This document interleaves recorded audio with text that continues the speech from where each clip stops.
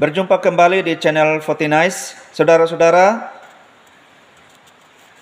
diharapkan untuk mendukung channel ini dengan cara subscribe, like, dan komen. Tuhan memberkati saudara. Kebenaran firman Tuhan pada saat ini yang terambil dari Mazmur pasal 23 ayat 3b dengan tema yang saya berikan, Tuhan tidak membimbing kita ke tempat yang membosankan, tapi ke tempat yang penuh keajaiban. Mari kita berdoa. Ya Bapa, terima kasih di dalam Kristus Yesus, berkati firman-Mu, berkati setiap para pendengar yang mendengar firman Allah, sehingga mereka dapat mengalami hadirat dan kuasa Tuhan. Dalam nama Yesus berdoa dan bersyukur. Haleluya, amin. Saudara-saudara yang dikasihi dan diberkati Tuhan, ada beberapa poin penting atau beberapa bagian penting yang menjadi renungan kita pada saat ini. Yang pertama, mengapa kita sering merasa bosan dengan jalan hidup kita? Menurut Mazmur pasal 23 ayat 3b. Mazmur pasal 23 ayat 3b berkata, Ia membimbingku di jalan yang benar oleh karena namanya. Jika kita menghubungkan ayat ini dengan perasaan bosan dalam hidup, ini memberi kita perspektif yang menarik tentang mengapa kita merasa stagnan atau jenuh. Seringkali kebosanan muncul karena kita gagal melihat jalan yang benar yang Tuhan maksudkan. Kita membayangkan jalan yang benar itu sebagai jalan yang lurus, mulus, dan dapat diprediksi. Sebuah jalur yang aman dan tanpa hambatan. Dalam benak kita, jalan yang benar berarti minim risiko. Jalan yang benar dianggap minim kejutan dan yang terkadang minim keseruan. Kita mungkin secara tidak sadar menyamakan benar dengan aman dan aman dengan monoton. Saudara-saudara yang dikasihi Tuhan, padahal jalan yang benar dibimbing oleh Tuhan mungkin tidak selalu tentang kenyamanan fisik atau kemudahan. Sebaliknya, itu bisa menjadi jalan yang membentuk karakter kita, menguji iman kita, dan membawa kita pada pertumbuhan yang mendalam.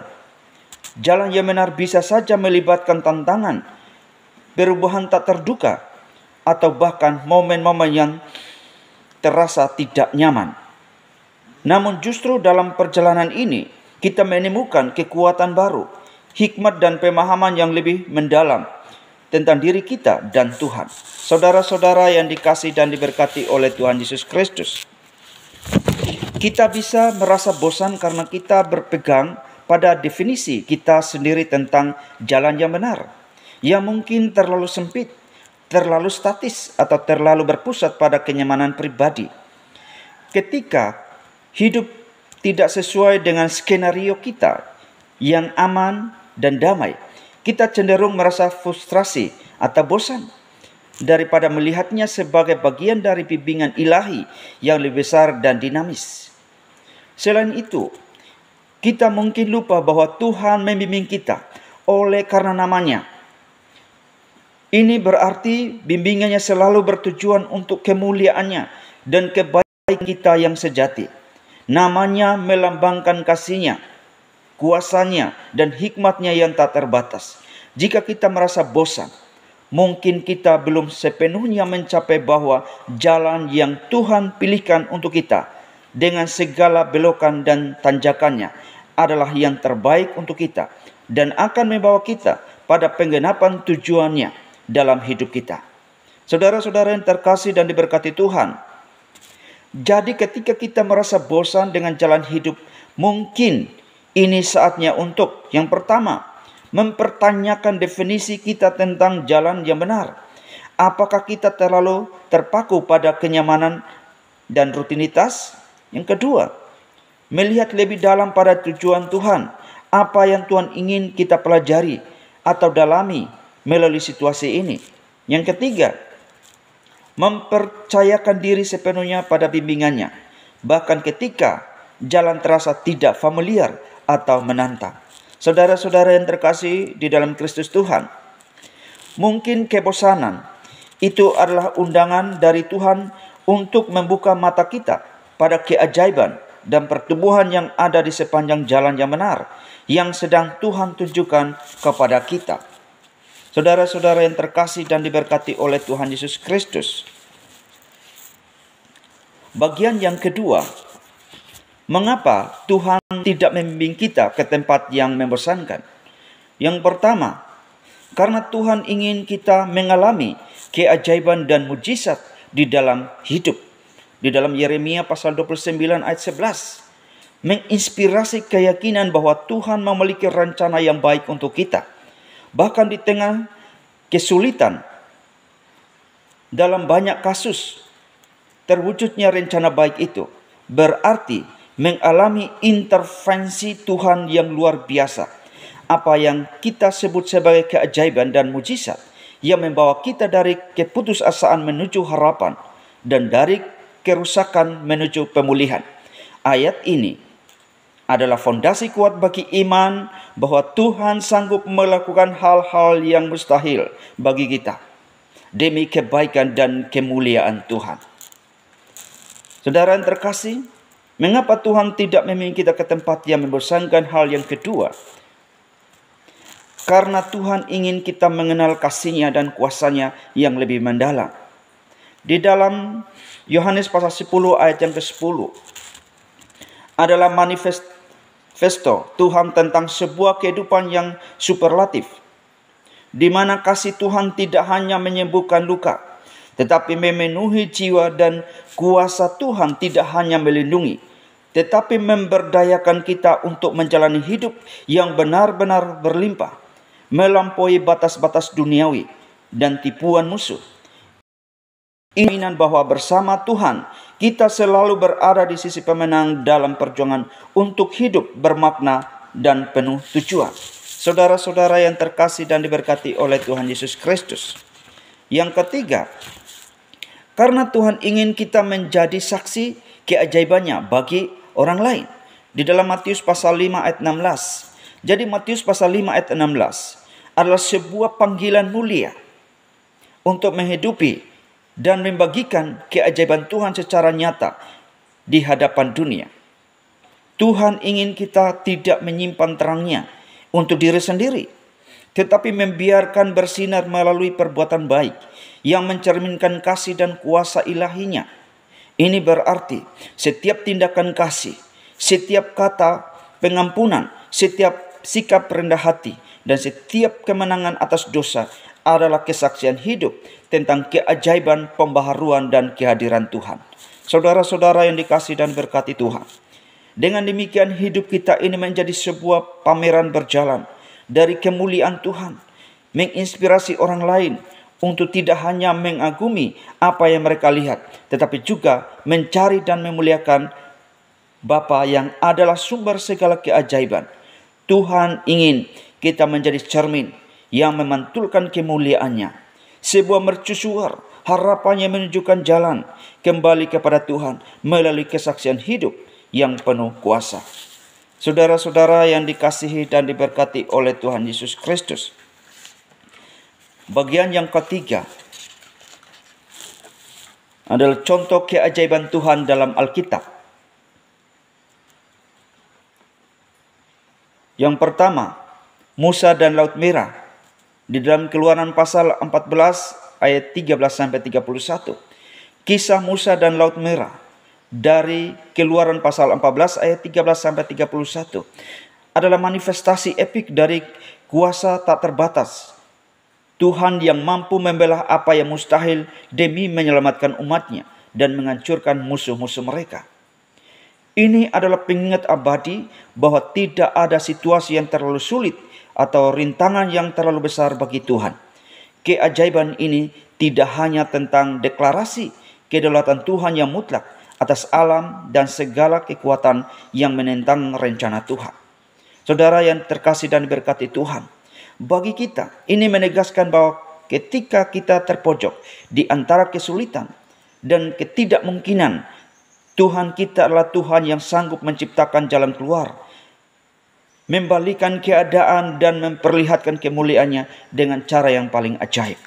Hal yang kedua, keajaiban Tuhan dalam Alkitab, yaitu Daud dan Goliat. Dalam 1 Samuel pasal 17 ayat 45 sampai ayat yang ke-51. Kisah Daud dan Goliat dari 1 Samuel pasal 17 ayat 45 sampai 51 adalah ilustrasi agung tentang bagaimana Tuhan menampilkan keajaibannya melalui yang tidak mungkin, mengubah kelemahan menjadi kekuatan dan ketakutan menjadi kemenangan. Ini adalah kesaksian bahwa ukuran atau kekuatan musuh kita tidak pernah menjadi penentu hasil akhir ketika kita menyerahkan diri kepada Tuhan. Melalui Daud, Tuhan dengan jelas menunjukkan bahwa Dialah yang berperang untuk kita.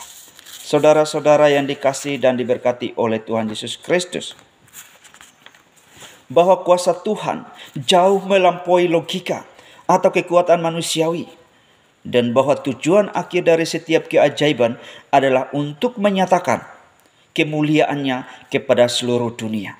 Kisah ini menginspirasi kita untuk menatap tantangan terbesar kita dengan iman yang berani, percaya bahwa di tangan Tuhan bahkan batu kecil pun bisa menjatuhkan raksasa, dan kemenangan yang paling tidak terduga sekalipun dapat diraih untuk kemuliaan namanya.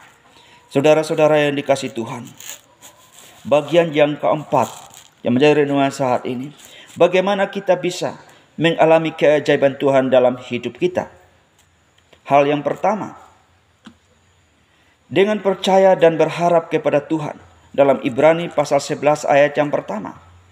Ibrani 11 ayat pertama dengan tegas menyatakan bahwa iman adalah prasyarat fundamental untuk mengalami keajaiban Tuhan dalam hidup kita.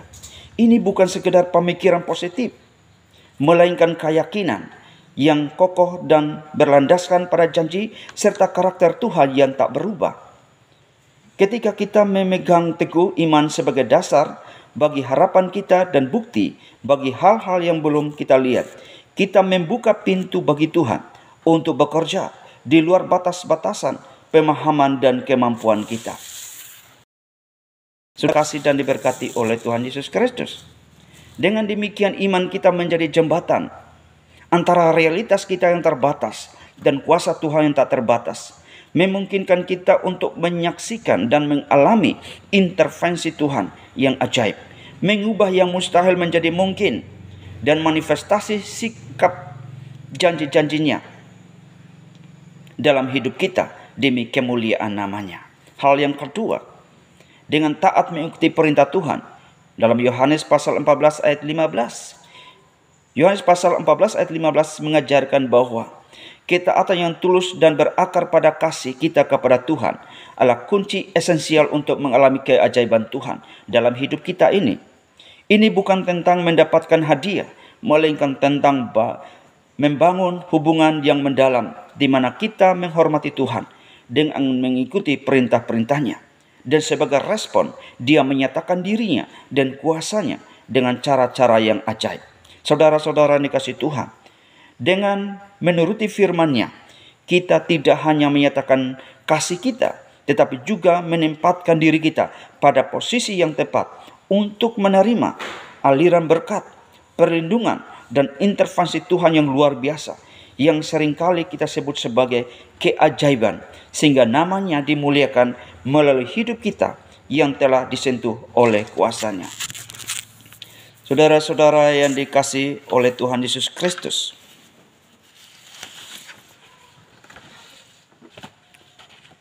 bagian terakhir dalam renungan firman Tuhan ini, saya dapat menyimpulkan bahwa oleh karena itu marilah kita, saudara-saudara yang dikasihi Tuhan, hidup dengan iman yang teguh dan pengharapan yang tak tergoyahkan. Ingatlah selalu bahwa Tuhan tidak pernah meninggalkan kita. Dia selalu membimbing kita.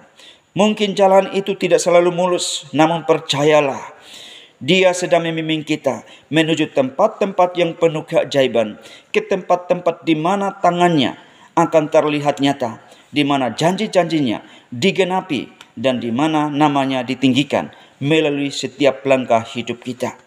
Jangan pernah ragu untuk percaya pada kemampuan Tuhan yang melampaui segalanya, untuk berharap pada kebaikannya yang tak terbatas, dan untuk taat dalam setiap langkah.